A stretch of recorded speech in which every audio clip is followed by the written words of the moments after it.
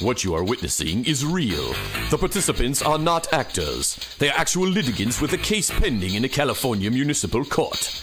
Both parties have agreed to dismiss their court cases and have their disputes settled here in our forum, the People's Court.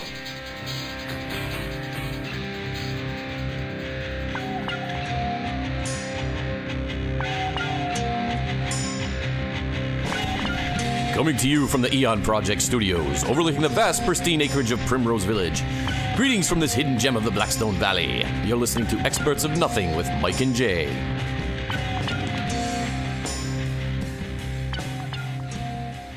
Aloha. Hello there. Did you know, it's funny you say aloha. Aloha means hello and goodbye. It does. How could that be? Aloha. Malikaliki Mucka is the thing to say on a bright Hawaiian Christmas day. It's not Christmas. No. No, as a matter of fact, it's springtime. Springtime for Jay and the show. You know, it's been it's taken a while for the nice weather to reach us. Fine. Well, today's not so nice. No, but I think the sun is supposed to come out. It's a little dreary. It is dreary. It's supposed to come out at some point. But anyway. Well, we added some stuff to the show. We did? Yeah. Oh. So to make it more easily found, we added a subtitle. Oh, that's right. To the we're still the Eon Project, meaning Experts of Nothing, as you all know, our faithful fans. But we added a subtitle to the show. That's right. And what is that again? Mysteries, Myths, and Merriment. Mysteries, Myths, and Merriment. Oh, this fits perfectly. It's hard for those to say with a lisp. How do you feel about euthanasia? I think that they, largely they study math a lot. They do. And they're good at things. Yeah, it's better than me. They're smarter than me. It's a controversial topic, but I believe young people in, countries such as China, Mongolia, Japan, Korea. Is Mongolia a country? It is. Still? Uh-huh. Oh. Do you like being pampered? Like putting diapers? Well, I like being pampered, but loves fit me nicely too. Yeah. You ruined my joke. Oh. I was going to tell a joke and you ruined it. Oh, sorry. I'm too quick for you. Anyway. Well, welcome to another edition of the Eon Project where we have all sorts of nonsense. Sometimes we sound like we know what we're talking about. That's right. But many times not. No, definitely not. But we had an interesting show, non-show related gathering. That's right. Last weekend, but there were listeners of the show there. So it was not publicized. But it was a fun gathering. That's right. We almost decided to go on the air that day, an impromptu show. That was lots of fun. But our blood alcohol content was beyond the legal limit for podcasting. Well, there was a lot of chicanery going on, some nonsense, some tomfoolery. That's right. Involving a bounce house, water things, gin. Yep. We enjoyed copious amounts of gin. There were ladies there. Ladies. Present. Listeners of the show. One lady who called me famous for being on this program. So I missed that one. I want to thank you. You sure you didn't... Unnamed lady. Imagine that in a drunken stupor? No, I think it was pretty early on in the day. There was one other lady that was like scooping up random people and slamming them into the bounce house. Yes. And taking advantage of them. Doing things to them weird. In the bounce house. Anyway. Well, welcome to another edition where last week... what did we do last week? I don't remember. Last week was today's a red letter day because... Oh, yeah. Yes, it is. Go ahead. It's show 36, and we've surpassed our earlier incarnation of this show when we only did 35 programs. So we're forging new ground.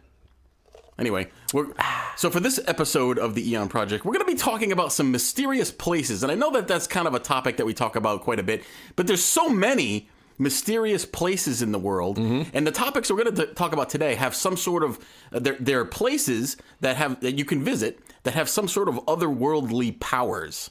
Or that's the theory. The theory being that there's otherworldly powers. We're going to be talking about some sites related to biblical history. Yes, and also some sites outside the United States and here in the New England area. Oh, I'm excited to hear this. We're going to be going back and forth, and I have a special halftime game for Jason that he doesn't know anything about. Unbeknownst to me. It's not trivia, but it's somewhat of a guessing thing. I don't like surprises. Entertaining, anyway. Does it require me to undress?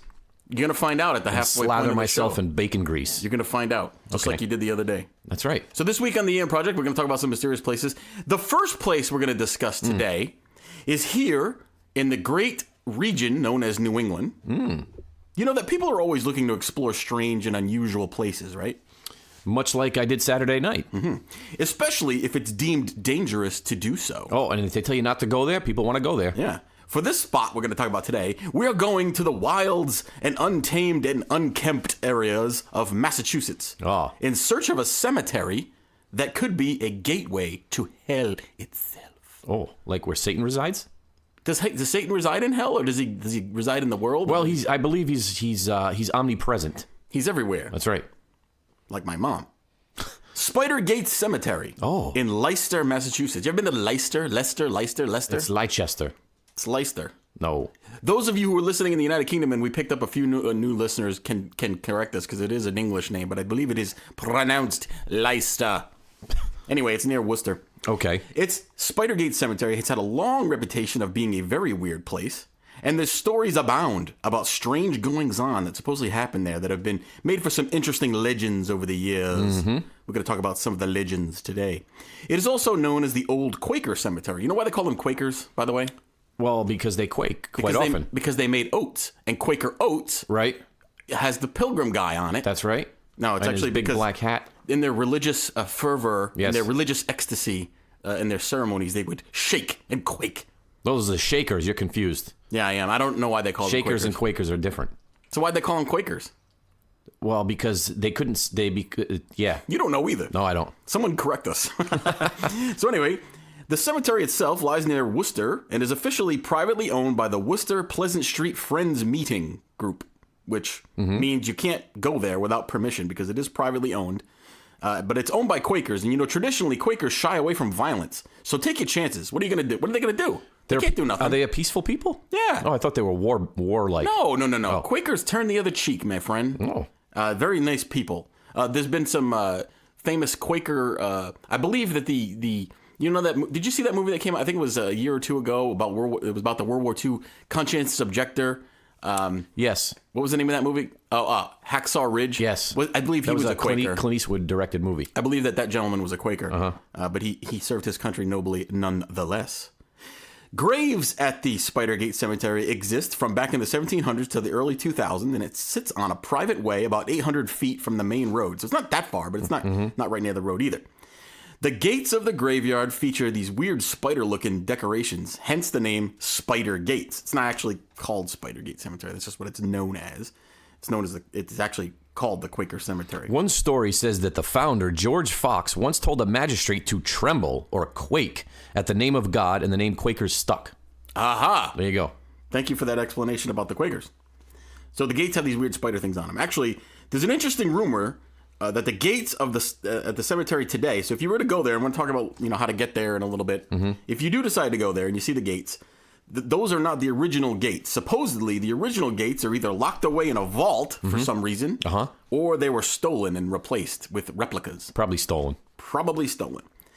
So the legend goes that there are supposedly 7 gates at the site, and if you pass through them in a special sequence, you unlock some kind of portal or something that's going to take you somewhere or something. I don't know. You don't know. Okay. It never happened. Do you have to? Is it like a spell or something that you have to? No, you just got to walk through them in a certain sequence. Okay.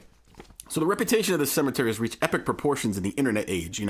Where it's sometimes hard to tell truth from fiction. They can't put stuff on the internet unless it's true. Somebody told me that once. That is true. They believe that. Yep. You can't put it on the internet if it's not true. No, there's people out there. They verify all this stuff. That's right. There are. So the main draw of this place is supposedly it's a gateway straight to hell, which makes me wonder why people would want to go there in the first place. But who am I to judge? There's been several reported legends that have been deemed as facts, and here are some of them. Okay. Here's one of the legends. A teenage boy hung himself from a tree by the main gate in the reports vary from the 1950s to the 1980s.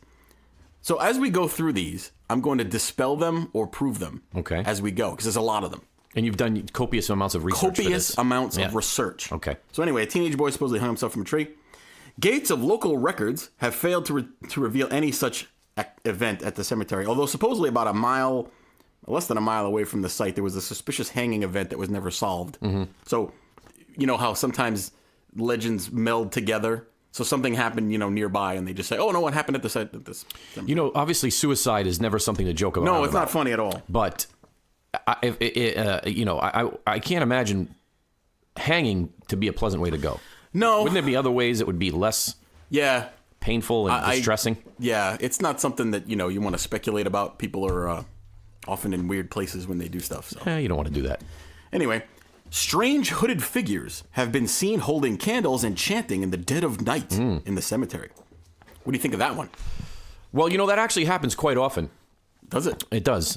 In the woods. People go in the woods, they chant. But they wear robes. They wear robes. Now, why is a robe? A robe has like mystical aura about it for some reason. Well, this particular rumor may have a scintilla of truth to it. Scintilla? Yes. Isn't that like a 100-year anniversary? So I did find some accounts that nearby Worcester Polytechnic Institute, of which we know some folks who graduated. That's right. There was a fraternity that would make visits to the site, to the cemetery in robes, potentially as a hazing thing or part of a dumb ritual thingy-mabobber, where they were like doing some kind of thing in the cemetery. Yeah, so we used to hang out at WPI. We've been to fraternity parties at WPI. That's right. And we were the coolest guys there, which tells you a lot. Anyway, something roars in the woods. Something unaccounted for roars from the woods. Here's the explanation to that one. It's on the path of approach to nearby Worcester Regional Airport. So it could be when planes are jet plane? landing or taking off, they make a loud noise. A big old jet airliner? It's also right near a landfill, also known to make noises when the people are working. And make strange smells emanating from it. Sure. There is a central raised area about 20 feet by 20 feet called the altar, where Satanists have permission to conduct their rituals. This is the rumor. Who's giving them permission? Well, that's the thing. Is this some kind of like, you got to sign up for it? They got to go to town hall and you get a... You get a permit. I am a Satanist and I want to do some sort of ritual. There's an application fee. Yes. It has to go in front of the city council. You have to pass get a approved. test. Yep, you got to pass a Satanism test. I don't know what that would consist of. But anyway, there is an actual raised area, 20 feet by 20 feet, where there are no gravestones. However, this is actually the footprint of the old Quaker meeting house that used to be on the site many years ago. It was actually torn down. So when they build buildings, they typically do it on a flat, raised piece of ground for drainage purposes and whatnot. So that one has some explanation there. Here's another rumor. There is a second cemetery nearby that can only be found once. The story goes that if you wander around the woods near the graveyard, you may find a phantom graveyard that appears for only a brief time and then disappears. And then you can never find it again? And then you can never find it again. So once you see it once, that's it? That's it. Not sure if anyone's ever proved that one. It's probably really difficult. It's like, did you watch the Wonder Woman movie?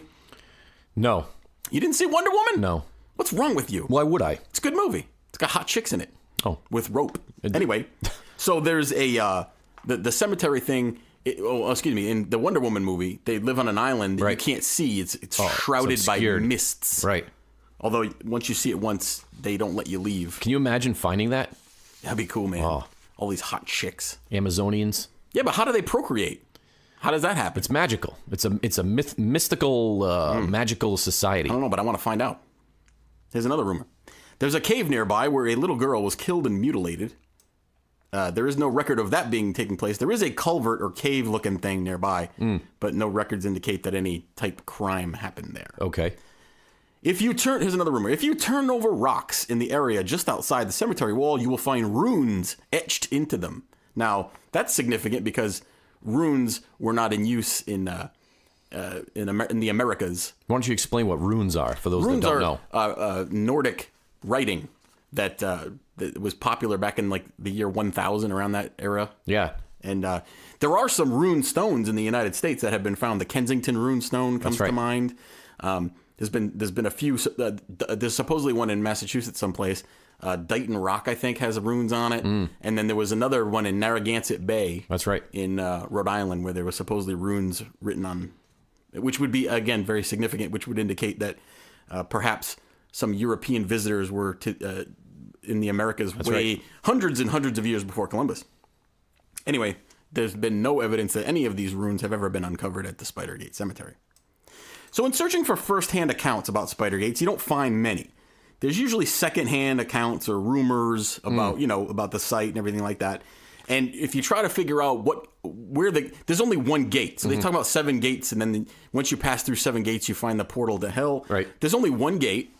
But some people say, oh no, if you look at the stones, they form gates, so you got to walk through those in a certain whatever. The case, this seems to be a case where stuff has just metamorphosized over the years to become more and more added on to the legends. Did you say earlier if people can still go to this cemetery? Yeah, I'm going to talk about that in a moment. Okay. So yes, you can still visit the cemetery. It is illegal to be there after dark. There is a sign posted that says closed after dark, but that's a sign that's in every cemetery, basically. There are rumors that the Worcester Police Department have sensors in the ground that if you walk around there at night, you'll be caught. I can tell you that that's probably not true. They have better things to do in Worcester than worry about people in a graveyard. So let me tell you a quick graveyard story. Oh, sure. So as we know, as we're talking, graveyards have or cemeteries have they have a dark underbelly, if you will. Underbelly. And especially when you're a kid, you like to explore these places, right? Yes. A little bit of scare, fright, if you will. So there's a cemetery here in the local area called Precious Blood Cemetery. Yeah, Précieux Sang. And a friend of mine, a youth, we were youths together, and we used to ride our bikes all around, and we'd always ride our bikes through this cemetery. It's quite a large cemetery. It is a very large cemetery. And in the middle of it is a giant stone edifice. It's a Parthenon. That's right. Yeah. It's Greek columns. It's a mausoleum for the great, the former mayor of the town, of the city, Pothier, I believe was his name. I don't even know what that thing is there for, but it's huge. You can see it forever. There's columns, there's steps. It's made of white marble. It looks like you'd get married there. It's quite impressive. Mm-hmm. So we would ride our bikes up to this, and there were these little slits in the back of the mausoleum that you could look into. Oh. And you could see in there. What was in there? Well, we used to think we saw bones. We used to saw random bones in there. Yeah, probably not. But, this was before cell phones, and we didn't think to bring flashlights to look in. But we just saw random bones, and now we got frightened, and we pedaled away. That's their and story. Then came back the next day and looked again. Well, that's a supposedly haunted cemetery as well. But anyway, like I was saying before, so there are a few firsthand accounts about Spidergate Cemetery. Most of the stuff you find today is that people reporting that they went there and then nothing happened. However, one interesting bit I did find, which may have shed some light on this whole thing, was one gentleman posted kind of a longer story online where he evidently back in the 1950s and 60s there was a home for boys about a half a mile away from there. What kind of home? Like a group home. Oh. For wayward boys. Ooh. They used to have those lots of places. Yeah. Wayward boys or orphans or whatever. So anyway, there was a home for boys in that area, and that at the time, kids would play the boys from the home would play in the cemetery. So they would go and you just said, they would play on the graves and stuff like that. So in order to dissuade kids from going in the cemetery, the priests who ran this place would tell stories about devil worshippers and hangings and scary stuff and haunted whatnots to the kids to keep them from going in to the cemetery. This guy who wrote this story said that he went back to the home as an adult. It was apparently was still standing as when he was an adult. Asked around, and some of the priests said that they made the whole thing up to keep kids out of there. Why is it that over the course of history, humankind, adults make up stories to try to keep kids in line, and it never works? Why do they keep doing it? Well, it works to some extent. I mean, we've talked about this on the show before, but I mean, a lot of urban legends, that's how they start. They start off as cautionary tales, that whether they have a modicum of truth to them or not. They're designed to scare people into either doing something or not doing something. That's right. And who knows where these things start. But if you look at that, that's probably how this started. The priest started making up stories about kids, keeping kids out of the graveyard.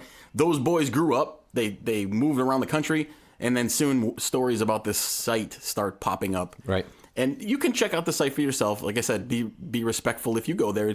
You can find directions to it online if you just look up Spidergate Cemetery. It's not really easy to get to. You gotta trudge through the grass and underbrush and whatnot to get over there. But if you do, go during the day and don't break anything. Don't be a douche nozzle. Don't be a douche nozzle. No. Okay. Anyway, that's Spidergate Cemetery. That's cool. You want to go there? We'll do a remote. We'll do a remote from there. That sounds cool. We can do that. All right.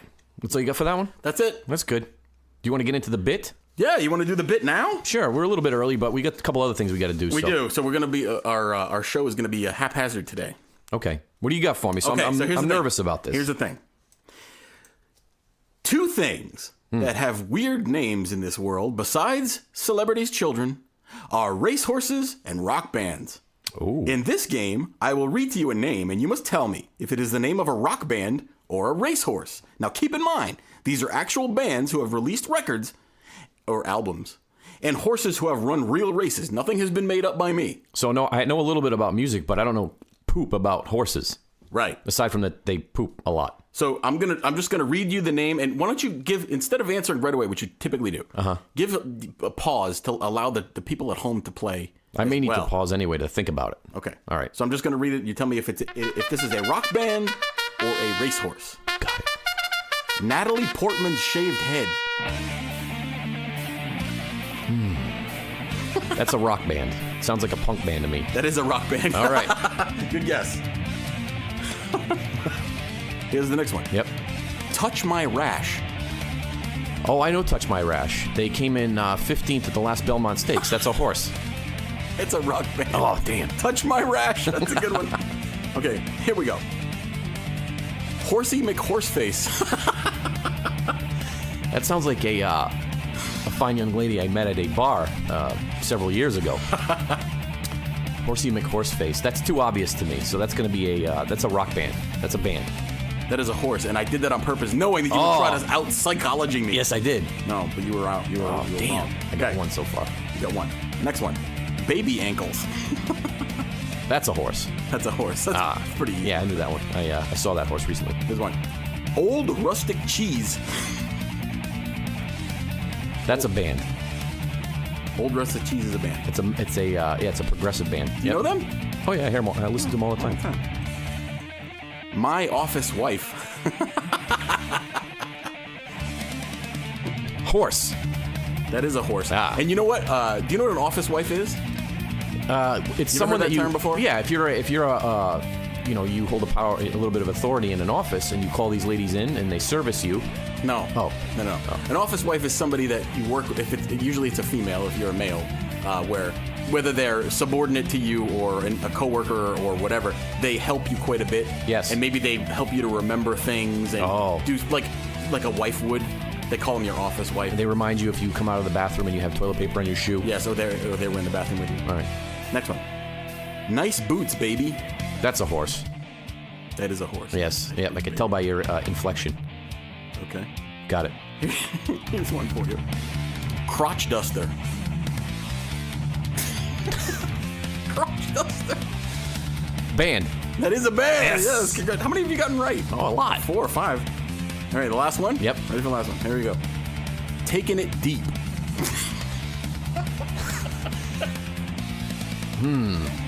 Horse. Taking it deep is a horse. Yes.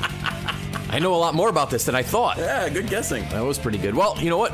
Sticking with the musical theme. With it, yes. Our good friends and our good sponsors over at Old 303 Music are back again this week for another. We gave away an effects pedal. We did give away an effects pedal, and someone did have the secret code word. They did, which was toe. Toe. Actually, they had several responses. Yep. And we did give away that pedal, so we're going to play our commercial again right now.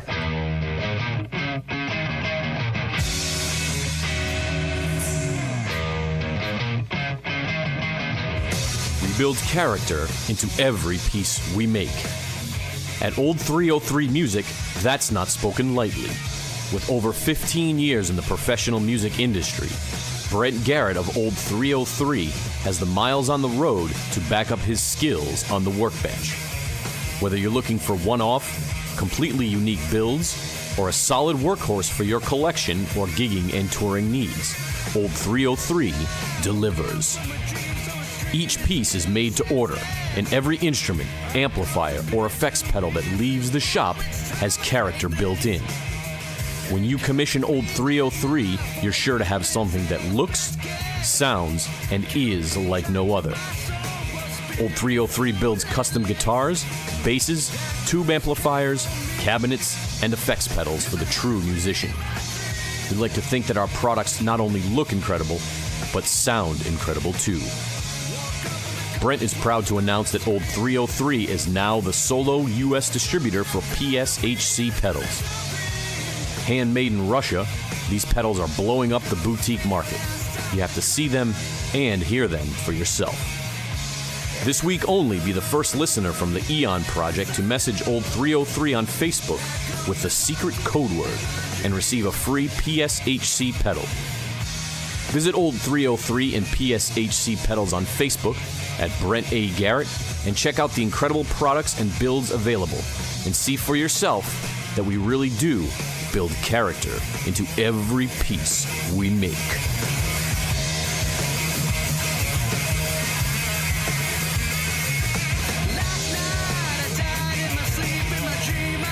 All right, old 303. There we go once again. Now, just to clarify, the giveaway has already happened. Yeah, we already gave away. So don't try to get the giveaway again. Don't try to say toe again. No, but you should go and check their wares out. You should go to old 303. You should order one of these pedals. They're on Reverb now too. You can go on Reverb, which is for those of us that don't know, it's a music website for people who are buying and selling instruments, music gear, and all things. You can get all kinds of good deals on there. Cool. I've used it in the past, so go on there, check out PSHC pedals. Nice. And buy yourself one.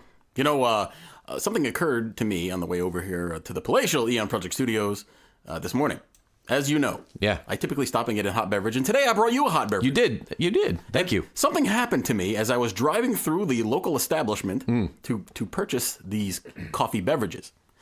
Have you ever experienced the short arm?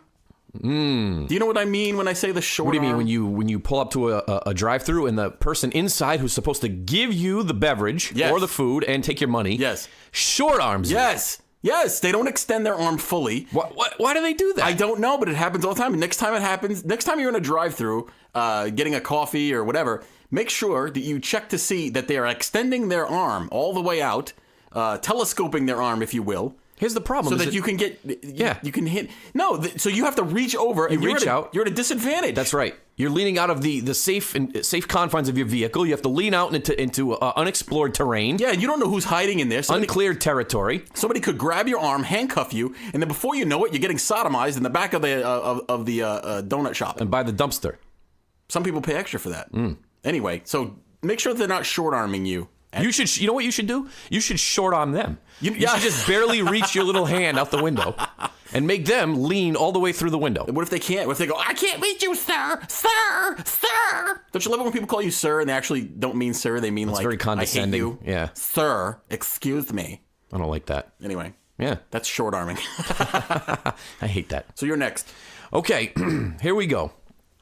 So we're going to talk about, and my topic has a historical, twist to it. Has a supernatural twist. It has a evil connotation twist to it, so to speak. So it's all these different things wrapped up. That's many twists. Twists and turns, and things abound.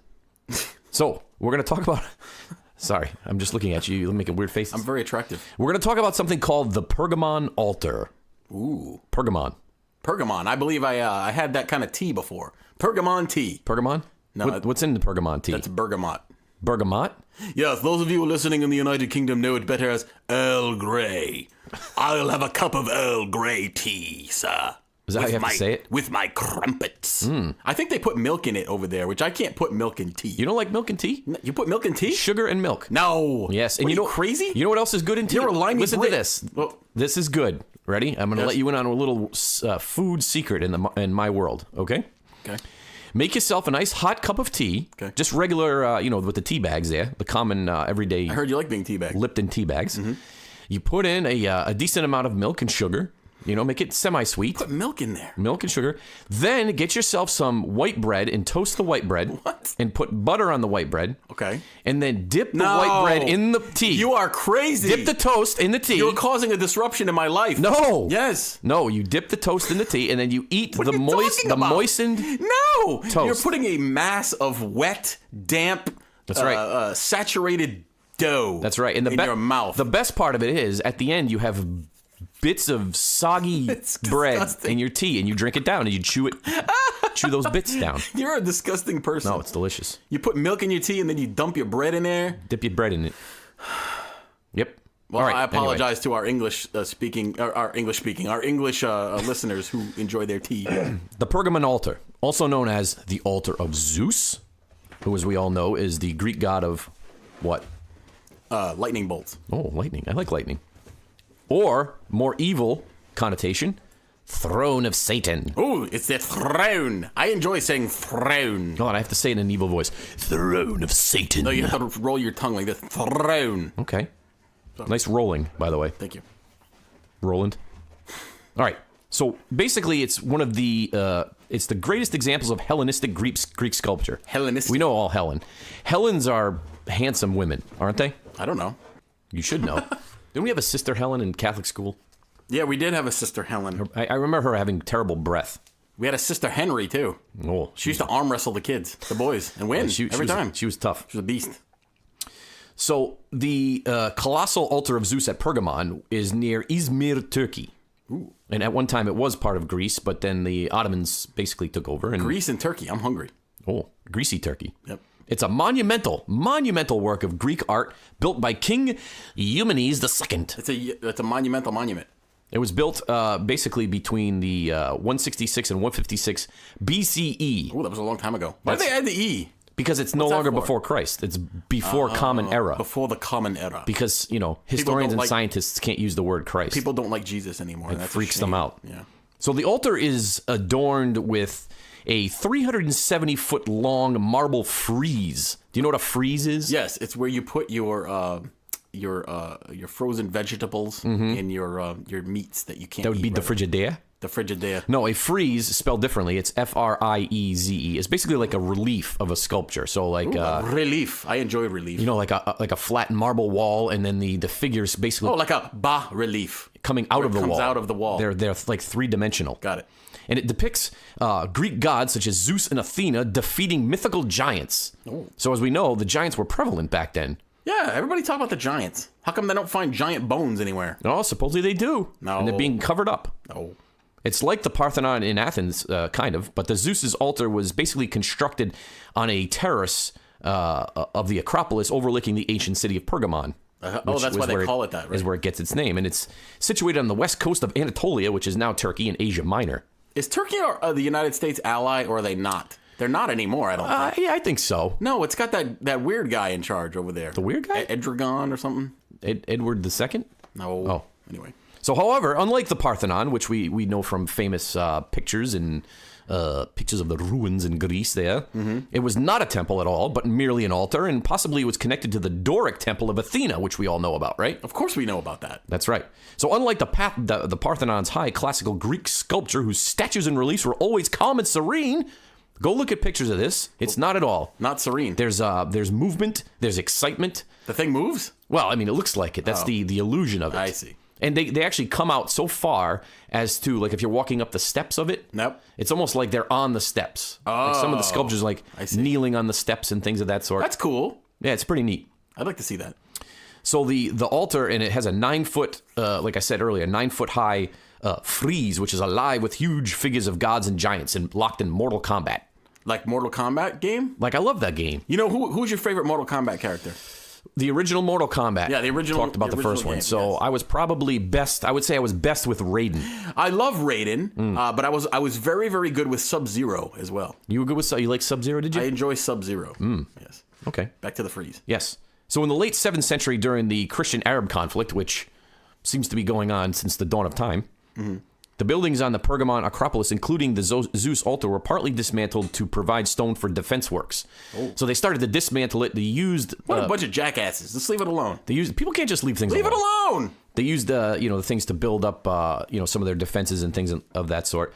And in 716, the Arabs overran the city temporarily, but then it was abandoned. Abandoned, not abandoned, but abandoned. It was the bandits banded. In the 12th century, I'm just trying to give a little background on the. And then you're going to get into the mystical. I'm going to get into the mystical portions of it. Got it. So basically, over the next 8 centuries, the Pergamon altar was visited by a number of Europeans as they like to explore around. Art collectors, travelers, all kinds of people were going over there and seeing a thing. It was a work of art unmatched and unparalleled. Unmatched. So let's fast forward. So we're going to fast forward. We're going to go back. Then we're going to fast forward again. Like the old. Maybe you used to tape. Remember you had to fast forward the tapes. Yes. Hated that. Fast forward, rewind. You wanted to get to the 4th song. When you wanted to pause it on a booby scene, you couldn't just do it. No. You had to you had to do it just right, because when you hit pause, it didn't just pause instantaneously. There was like a runoff. That's right. Then you'd have to account for the runoff if you went to the booby picture. And then you had to look through the squiggly lines, and you have to adjust the tracking, and then your mom would come in and go, like, what are you doing? Why are you watching this movie for the 37th time, Michael? I thought I saw a nipple. Anyway. Yeah. So let's fast forward to the 1800s. Prussian engineer Prussian. Oh, the Prussians. Or German, if you will. Same thing. Karl Humann. They're all named Carl. He visited Pergamon for the first time in 1864. Oh. And, he returned to the site several times over the following years. And this is where the controversy comes in. So he advocated for the preservation of the, antiquities of that particular area. And who is this guy? Some kind of a crusader for art? Well, that's the way they played it off, yes. Right? He was saying basically, because, like we talked about earlier, they were using parts of it. In construction of different things, and people were coming up and they were raiding the site. So his claim was that he was doing it to help preserve the structure. Okay. To basically take it from where it was, its original location. Right. Okay. Because they were using them for the local inhabitants were quarrying the materials and things of that sort. So the Germans at this time wanted to achieve a cultural parity with Britain and France. And basically what that means is, Britain and France were known for their sophistication, their love of art. And their tea. And their tea and all things, cultural across the world. Mm-hmm.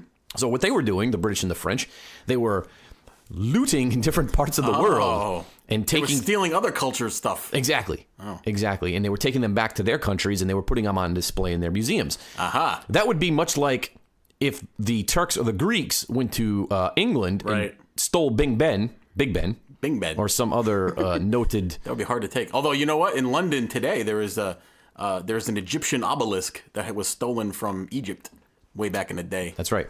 So imagine the Turks taking Big Ben and erecting it in their country and saying that now it's a museum and they're trying to preserve it. They erected it. That wouldn't go over well. So. He basically, in two major digs, 1879 and 1904, and supposedly with the agreement of the Ottoman authorities, which wasn't true at all.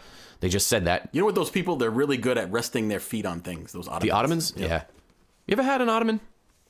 I have Ottomans at my home today. We don't utilize the Ottoman. Let me ask you this. What's the difference between an Ottoman and a hassock? A hassock? Yeah, you ever heard of that term? Isn't that a special kind of underwear that has like a sling for your genitalia? No? No, that's a hammock. A banana hammock? Banana hammock. No, a hassock. Isn't a hassock like an Ottoman? I don't know what a hassock is. I don't know. I don't even know how to spell it. You're leading us down a rabbit hole here. Oh, sorry. But anyway, so the Pergamon altar was dismantled. Its remains were excavated, and it was transported by barge, by donkey, by little men all across Oompa Loompas throughout Europe and back to Germany, where it was set up, reconstructed in Berlin. So they stole it. They basically stole it. And no one said anything. And it sits, and where it sits today, it's still sitting in Berlin. You could go visit it. Oh, that's interesting. Now, let's get into the mythical. So now, to this point, it's just a fabulous piece of art that everybody wanted. That's correct. Got it. I'm going to quote Revelations here. Oh. To the angel of the church in Pergamum, write, I know your works, and where you dwell where Satan's throne is. Ooh. And you hold fast to my name, and did not deny my faith, even in the days in which Antipas What's that? was my faithful martyr. It's a man's name. Oh. Antipas. Who was killed among you where Satan dwells. I see. And that's Revelation 2:12. Okay. So today, in Pergamon, obviously, there's just remains left. Right. The whole other structure in Germany. was moved to Berlin. That's right. But when the Apostle John wrote his letter to the church there, it was one of the most influential cities in the Roman Empire. So he wrote some things there. I see. Yes. So Pergamon had a unique status that was different than any other city because it was the political center. This is where they came. They made all these decisions, important things. Important people with robes live there. That's right. It was from there that all the rulings were made that affected the whole of Asia Minor. So that I had a bunch of grapes. That particular, area. Grapes? Where did you get grapes from? Only rich people have grapes. Isn't a gripe? Isn't that when you have an issue with somebody? That's a grape, sir. This is a gripe. Oh. Oh, okay. That's my accent for the day. So the city's Acropolis that rivaled Athens. The library was the second largest in the ancient world. It was a collection so great that old Mark Antony, right? Oh yeah, remember him? Mark Antony, the Roman general. He sang the he wasn't married. Yeah, to not the Latino heartthrob singing and dancing machine. Mark Antony. Be your hero. That was good. Thank you. Yeah. At the end of the first century, Pergamum was a thriving city. So why does the Book of Revelation call it the dwelling place of Satan? I don't know. Any idea? It was hot there? Well, maybe the answer lies within the ruins. You got a bunch of swamp ass when you visited it? Let's go check the ruins. Okay. On one side, it was a very beautiful city. But unfortunately, on the other flip side, it was supposedly one of the darkest, eeriest cities in the Roman Empire. Ooh, it was dark. So the people of Pergamum were known as the temple keepers of Asia. Ooh. Talk about euthanasia again. Yes. The city had 3 temples dedicated to the worship of the Roman emperor, another one for the goddess Athena, obviously the great altar of Zeus, which is what we're talking about, the king of the Greek gods. So lots of cool stuff was there. Lots of cool things. So many scholars believe that the altar of Zeus is actually the throne of Satan mentioned in the book of Revelation. I see. Why would it be? We don't know. Well, we're going to get to that. Gotta find out. Do you want to find out? Yes, I do. Okay. So let's talk about the book of Revelation, and we're going to find out. Okay. Jesus called Antipas, or antipasto. Antipasto. Is that the opposite of pasto? If you eat pasta and then antipasto, are you still hungry? They cancel each other out. Yep. It's fine. He called him my faithful martyr. Why do you think he called him that? Because he died. Well, he was the bishop of Pergamum, and he was ordained by the Apostle John, and his faith got the attention of the priests there. Mm-hmm. Excuse me. And supposedly he cast out so many devils in people that the demons had been complaining to the pagans. Basically, they said, you got to do something about this Antipas guy. This guy keeps casting us out. Antipas. Calling us names. He's casting us out. You need to do something. You need to set him straight. Sure. So he basically did what the mob would do, and he sent a guy over named Johnny No Thumbs. Johnny No Thumbs. And he took care of him.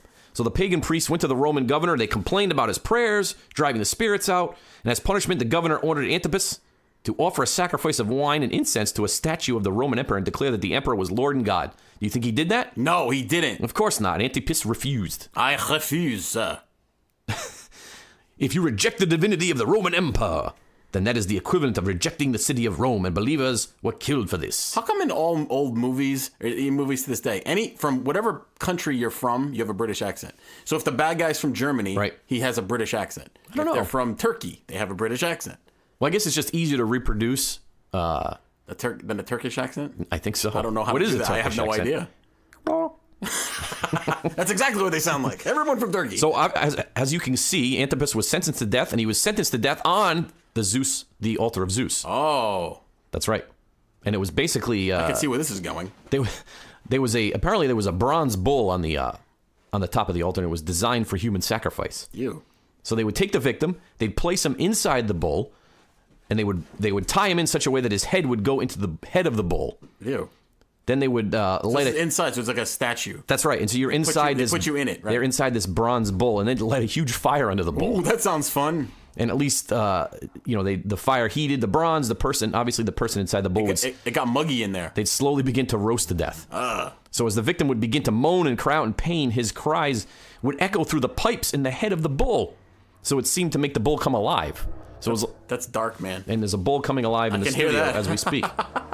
So even in the midst of the flames, Mr. Antipas, or Antipasto, or Antipas, whatever you want to call him, he died praying for his church, and that was in AD 992. I wonder if there was a hole in the bull where you could drop seasonings and, a little bit of mulled wine or something like that to season. I'm hungry. Oh, you getting hungry? Sorry. What are you going to have for lunch today? I don't know. I haven't had lunch yet. Okay.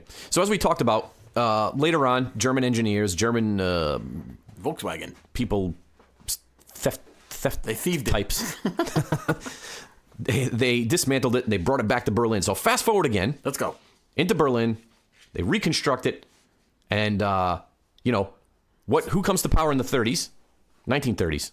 Joe Wilson. Joe Wilson and his more lesser known brother, Adolf Hitler. Did Adolf Hitler have siblings, or he was an only child? I think he had some half siblings, maybe. Oh, I don't know. Anyway. So he came to power roughly 1934-ish, right? Yeah. He would later sit on the throne of Satan. He did? He did. Oh, now we're starting to get somewhere. When he ordered the construction of the Tribune at Zeppelin Field in Nuremberg for his future speeches. So, the big famous Nuremberg... Yes. The Nuremberg speech there that we all see. Yep. And his architect... Do you know who his architect was? His personal architect? I don't. Albert Speer. Oh. He basically modeled the podium... Mm-hmm. He built the podium where they were executing people within the bull. Right. They created a podium there for Hitler to speak upon. And when he was giving his speech, basically on top of the altar of Zeus, and as we know, yes, one of the most evil regimes in history. So, yes, as you can see, the past. Well, reproduces itself. Yes, because, well, as we all know from past Eon Project shows and general knowledge, that the Nazis were keen on developing all sorts of information about old relics that had supernatural powers. That's exactly right. Including the Spear of Destiny, the Holy Grail. Yeah, all kinds of different things like that. Stuff that would have magical abilities. Exactly, because they were into the occult, the esoteric, the spiritual, things of that sort. So they were trying to create their own modern history, basically, about what they wanted to do going forward. Well, yeah, and not to get into the rabbit hole on this one, but they as you mentioned, the Nazis were big on their own legacy or their own history, and a lot of their history was made up by them. That's right. And so they figured if they got a hold of these relics and these powerful objects, that they could rewrite their own history. And it was validating their history and what they wanted to achieve. Yes. Exactly. So as you can see, full circle. Yeah. The throne of Satan. That's where it gets its name. I see. And as we know, Hitler rained hell, death, and destruction upon the whole world for several years.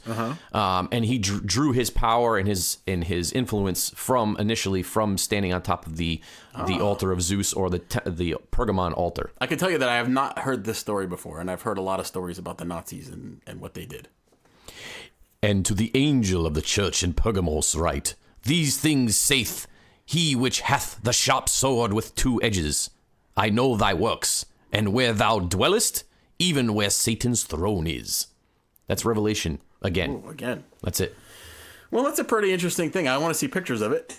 Yeah, look it up. It's pretty cool. Actually, you can visit it to this day. It's still in Berlin. I was going to say, it's still there? Yep. It's very interesting. Mm-hmm. Wow. So after your story, we're going to go back to my beloved New England for the next and last we're coming story. home again. Coming home to a very interesting place that you can visit to this day. But the common theme about all these things is you can visit these places exactly relatively easily. So if you find yourself driving along the coastline of Gloucester, Massachusetts, you ever been up there? Yeah, I've been. It's nice. You'll see many. It's a whaling town. Gloucester. I'm a fisherman from Gloucester. Another British name. Bob Kennedy? Gloucester. Who's that? I move that we take all the money in the treasury and give it to me. Anyway. So you'll see many things driving along the coast of Gloucester, but one of the things that you probably would not expect to see, but will, is a medieval-looking castle straight out of Monty Python and the Holy Grail. You know there's a castle up there? Nope. Hammond Castle, built in between 1926 and 1929 by an eccentric inventor by the name of John Hayes Hammond Jr. to be used as his private residence. Hammond invented tons of stuff that you probably never heard of and had over 800 patents in his name, and at one point held the second most patents of anyone in the United States after... Who held the most? Thomas Edison. That's right, Thomas Edison. But he was also an avid collector of art and a fan of the Renaissance period. So when you're rich and you're not weird anymore, you're eccentric. Did you know that? That's okay, though. After you have a certain amount of money in your bank account, you're no longer a weirdo, you're now an eccentric. That's right. So in his eccentricities, Hammond built a lot of weird stuff into his house that he wanted to build, and he built a castle. So there's a number of weird things involved in the building of his castle, and I'm going to get into some of them today. Yep. He installed a series of pipes and water features outside the house. I'm going to call it the castle. Outside the castle, so that he could create a mist whenever he wanted. So if he wanted to come in at night and wander through the mists to get to his castle, he could do that. He would just have to turn a switch. Oh. He had the pipes. What was the year? The year on this again? Sorry. 1926 to 1929. That's a weird time. Sure. So he had the misting system. He had rooms in his castle that rained inside of them. Rained inside the castle? Yeah, he had it rigged so that it would rain inside the rooms. I hope there was decent drainage. I would hope so. He also had a massive pipe organ in his castle. A pipe organ? That had over 8,700 individual... Is that a metaphor? Sorry. 8,700 individual pipes, and took 10 years to make. Okay. But I think he didn't have it made. Like, he bought it from somebody else. I like pipe organs. They're cool. They sound creepy. Also, and this was weird. This was a weird thing that he did. He was a bit of a prankster and a bit of a weirdo, as we mentioned before. He covered the inner walls and ceilings of some of his guest rooms with the same wallpaper, and he could remotely open and close the doors, making it difficult for you to find the way out. So you get into the room, he shuts the door. The doors were camouflaged. Yeah, and so you couldn't find your way out. They didn't have doorknobs on there, and then he could open it, then shut your doors remotely. I can just picture him sitting in a closet naked, laughing by torturing his guests. Hilarious. He also had an indoor pool, which at the time was unheard of, and he liked to dive into his pool naked from the second floor. Oh. Yeah. You know, when I was a kid, we had a above-ground pool. You know, the circular above-ground pools. Yeah. And in the midst of this pool, we were building a deck that kind of a screened-in porch that overlooked this. Right. And it didn't have any windows at the time, and it was a good maybe 10, 12 feet above the pool. Okay. And my brother thought it would be a good idea to stand in the window and jump out of the window and into the pool. It's only 4 feet deep. Right. Kept doing it. I don't know how he didn't kill himself. I'm surprised he did not injure himself severely. He's dumb. So, Mr. Hammond also filled his castle with arts and artifacts from all periods of history that he could find. Well, as we all know, according to this program, and sometimes objects can possess strange properties, if you will. Supposedly, some of the items in his castle are cursed, and these are items that you can still see today. Oh. When you go there. He actually has the skull of one of Columbus's crew members. Come on. Yeah, I saw a picture of it. How do they prove that? I don't know. It's in a velvet-lined box. You can see it. It's kind of decrepit looking. Like it's all shattered and stuff, but it's still there. He also experimented heavily with spiritualism and tried to contact spirits of the dead. He even built a Faraday cage. You know what that is? It's a cage you stand in it, and electricity goes around the cage. That's right. So it's supposedly electromagnetically neutral. So like there'll be no interference if you're in it. Here's a question for you. Yes? Speaking of Faraday cages, let's see if you know the correct answer here. Okay. Well, I kind of just gave it away. And most people don't realize this is the right answer. Why is your car one of the safest places you can be in a lightning storm? Because the electricity goes around you and into the ground, not because of the stupid rubber tires. That's correct. The rubber tires would have to be a mile thick to insulate you from a lightning blast. That's exactly See, right. I know. Yeah, you went to the Museum of Science. I went to the same museum you did. Anyway, so he built a Faraday cage in there to block electrical currents, and he asked psychic mediums to contact the dead from inside the cage so that they wouldn't have any interference.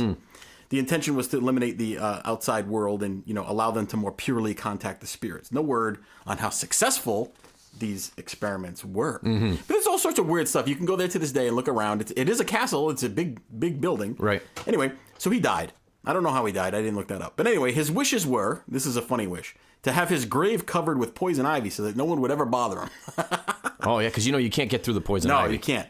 So his ghost is said to haunt the castle to this day, as is the ghost of his wife.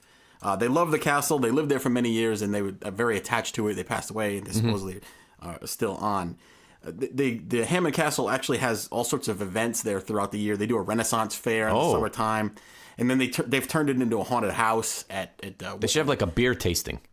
We would go to that. That would be fun. Well, we went to a place called Higgins Armory once for a beer tasting. That's right. Higgins Armory was a really interesting place in Worcester, Massachusetts. They had all sorts of arms and armor from like the Middle Ages on. That's right. Great time. Got really intoxicated. Do you remember the guy? Then they closed the building. There was a guy there that. So they have horses. Yes. Like actual horses that aren't alive anymore.